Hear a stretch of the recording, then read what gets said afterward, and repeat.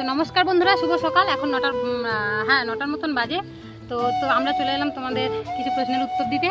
তোমরা অনেকেই কমেন্টে বলতে যে দিদিভাই তোমার এত বড় বড় নখ নিয়ে তুমি কি করে কাজ করো, তোমার নখ ভেঙে যায় না? তো সেই কমেন্টের রিপ্লাই অনেকে খুব খারাপভাবে দেয়, বলে যে আসলে কাজ করা তো দেখানোর জন্য, কাজ কি আসলে করে?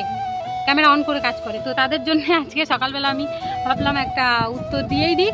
সেটা হচ্ছে, এই যে আমাদের প্রায় 40 লাইনের মতন বরজ, তো এই লাইনের প্রত্যেকটা লাইনে গরমের সময় আমরা খড় দিই, তার কারণ যাতে রসটা থাকে বা জলটা দিলে বেশি দিন থাকে। তার কারণ গরমের সময় তোমরা জানো একদিন জল দিলে রসটা যাতে ধরে রাখে, কারণ সেই জন্য লাইনে খড় দেওয়া হয়।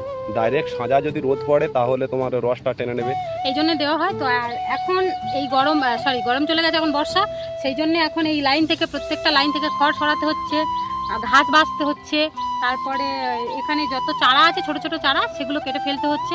তো আমি এই নখ নিয়েই করি। আমি তাদেরকে বলছি আমরা কাজ